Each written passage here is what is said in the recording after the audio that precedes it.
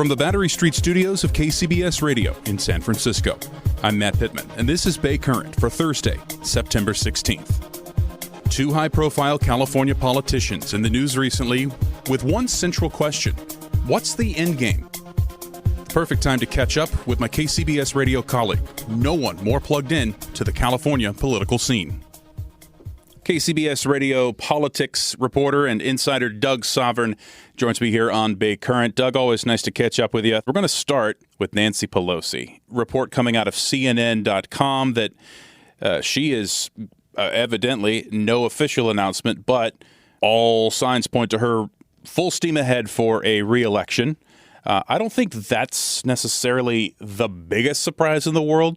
What would be a surprise, and again, CNN.com with the report, all indications that she would look to hold on to her position in leadership in the Democrat Party. Right now, that means Speaker of the House. What that looks like after midterms next year, Doug, it might be back to being the minority leader in the U.S. House. But what's your take on that? And does it surprise you, A, that she is going to seek re-election, and B, that she would look to hold on to that top spot in the House Democrat leadership? It doesn't surprise me that she wants to stay in Congress. She loves her job. She's good at it. She's had it for, 30-something years now.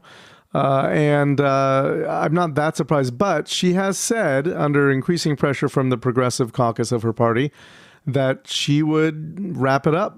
She's turning 80. That this would be her last term in the House and her last term as Speaker, and now here she is actually going to run for re-election as far as we can tell. Now, she has not confirmed those reports, and her office has not responded to our request to do so. She hasn't filed any papers, but we're pretty sure that this is the way it's looking, that she is actually going to run, and of course she's a shoo-in to win another 2 years from San Francisco. So I wouldn't be that surprised if she decides to stick with her job another couple of years, even though she had said she wouldn't. The bigger surprise is she had cut this deal when there was this rebellion from the left within her party that she would step down as Speaker after 2022. Now, technically, I suppose, if the Democrats lose control in next November, she wouldn't be Speaker anymore anyway, right? She'd be House Minority Leader, as you said. So she could say, well, I'm not Speaker now anyway, so what's the difference? But I should still lead my party. And it's very hard to imagine anybody doing a better job leading the Democrats than Nancy Pelosi. She's been extraordinary at it. But yeah, she would be going back on a pledge that she made very publicly, that this would be the end of the road. She can always claim whatever extenuating circumstances she wants, but I think it'll come down to whether she has the support. Remember, they have to elect their leaders, so if she's still got the votes and enough people within her caucus want her to stay on, then she can stay on, no matter how much griping there is from the progressives. If not, if it reaches critical mass where enough of them say, no, this is really enough, then she could step aside. Now, she could stay in the House representing San Francisco and not be in the leadership anymore. She could also then retire. Get reelected next November and a couple months later decide she's done. That would cause a special election, which would cost money. It wouldn't really be the most publicly spirited thing to do it that way, but I suppose she could do that. So we're going to have to see. But all indications are now that she's going to run for at least another term in the House, if not for another term as Speaker or Minority Leader. And I agree. She would obviously win re-election if she runs. She'd be 82. It seems to me, Doug, that she still holds all the cards. And why is that? Because she's got all the money. She is the most prolific fundraiser of any Democrat in all of Congress, right? And so when you talk about her having the votes, we know how Washington is. If she's got all the money and the fundraising, then she's going to have a lot of support, and she's going to be able to collect a lot of those chips that she needs to then cash out when it comes time for the vote in caucus leadership, right? Yeah, and that's the way it works. Money talks. But Nancy Pelosi, there's never been anyone as good at that as she is. And she knew that from the very beginning. Before she was in Congress, when Sala Burton was representing San Francisco, widow of Philip Burton, she was a behind-the-scenes person in the party. She was a fundraiser, among other things. And she's really good at that. And she learned very quickly when she was elected to succeed the late Sala Burton that she was good at it and she should do it even though she didn't need the money. There are a lot of safe seat members of Congress who don't raise a lot of money because they don't need to win their seat. Well, she would raise far more than she needed and then would spread it around. And that is how you build power in Congress. She'd give it to people who didn't need it, people who couldn't raise as much as she did, till they all owed her. And that's how she worked her way up through leadership. And she still does that. And she raises millions of dollars. People will pay a lot to come hear her speak. And then she divvies that up among people who need it, and to keep her party in power, and also to win the support of those folks. And money talks. But beyond that, she's been so good at this for so long. Most of the people in her caucus know that she's incredibly good at keeping people in line and whipping votes and counting votes and running the show in a way really no other speaker ever has. And they admire her and respect that ability. And that's one of the reasons they stick with her, not just because she's putting money into their campaign coffers. But there are those in the younger generation who say, look, it's our turn. You've got this antiquated octogenarian troika running the Democrats in the House with, that's a phrase I just came up with, but with Pelosi and Adam Clyburn and Steny Hoyer. And it's time for the next wave to get their shot. And we'll see, if there is enough support for that sentiment, a year from now.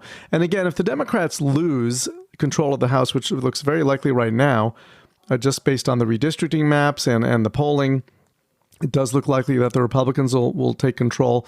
I guess the stakes are a little lower because it's not a matter of the speakership at stake, but at the same time, some of those next generation of members may say, look, we lost.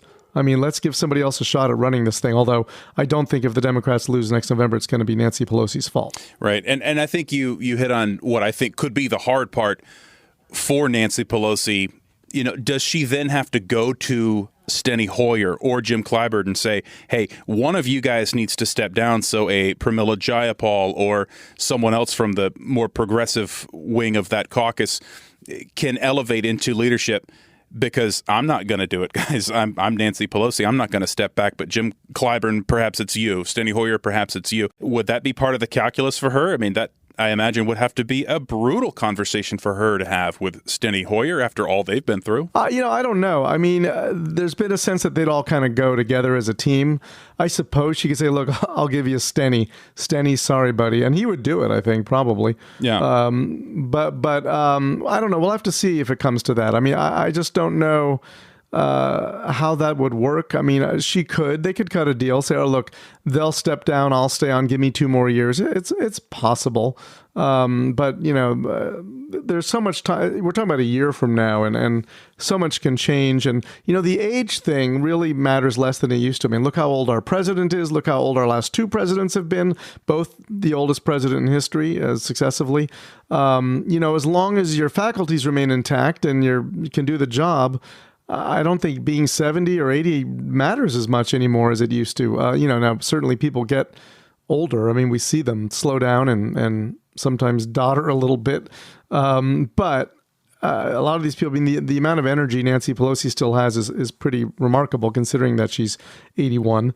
And I don't think those, the age thing is just kind of a number much more than it used to be when, 65 or 68 seemed like it was kind of old.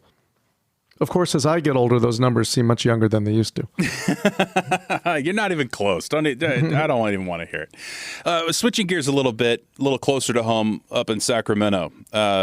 Governor Gavin Newsom has set Republican and conservative Twitter and the internet ablaze with a statement basically taking the approach of the very controversial Texas abortion law that the Supreme Court, with a very controversial decision, has come out and allowed to stand, basically taking the framework of that law and applying it to guns in California the way they apply it to abortion in Texas. I guess first, Doug, do a better job of recapping it than I just did. What is Gavin Newsom trying to do here with this? Is this political theater or is he onto something? Well, I think it's his way of really rubbing Texas's nose in what they've done. I mean, to simplify a little bit, of course, the new Texas abortion law empowers private citizens to sue for up to $10,000 anyone who facilitates an abortion, as opposed to the government prosecuting anyone who breaks the law. And that has been widely ridiculed by Democrats and abortion supporters and Gavin Newsom.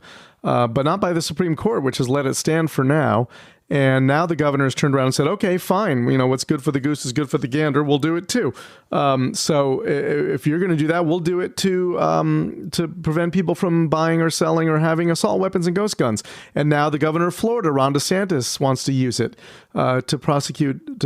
I think his law is called the Stop Woke Law, which would make sure nobody teaches critical race theory in the schools. I mean, you're going to see this all over the country, which is one of the things that critics of the Texas scheme warned about, that it's going to run rampant, and what stops it? Nothing if the courts don't. So Newsom is saying, all right, we'll do it here too. The problem, I think, for Newsom there is that, to me and other observers, he undercuts his own moral authority a bit by, in a sense, saying two wrongs make a right. I mean, if you do something wrong and I say, you can't do that, that's wrong. And then I say, all right, well, I'll do it too for different reasons, but I lose my right to tell you what you've done is wrong, and it makes me look somewhat hypocritical. So I think to that extent that may be a bit of a mistake by Newsom, but what he's trying to do is send the message that, I think, the larger message that, well, if you're going to do it for that, we're going to do it for this. So in some ways, he reinforces the argument that it's wrong by making it clear to the courts that this is just going to run amok for all kinds of, what's to stop a state from doing that for same-sex marriage or anything else that the Supreme Court has already said is okay. So a big difference between the Texas situation and the California one is that, of course, there's the Second Amendment and you have certain rights to bear arms, as opposed to abortion rights hanging by Roe v. Wade and the subsequent Casey decision, which the court could overturn. So unless the court's going to set aside the Second Amendment or limit it in some way, which it's not going to do, there's a major difference there between the two. But it's an interesting political move. It's certainly got him more national attention, made him an even more prominent national figure. We're going to have to see how that one plays out, though. Doug Sovern, KCBS Radio. You hear him every afternoon. The State of California every afternoon at 3:30, and also the State of California podcast here on the Odyssey app, kcbsradio.com, and wherever you listen to podcasts. Doug, you're the best. Great insight as always. Do appreciate it. Thanks so much, Matt. Thanks for having me. If you're enjoying the Bay Current podcast, please subscribe on the Odyssey app, Google Podcasts, Apple Podcasts, or just about anywhere you listen. And every episode of Bay Current is on the KCBS Radio YouTube page. That's it for today's Bay Current. I'm Matt Pitman. We'll chat with you again tomorrow.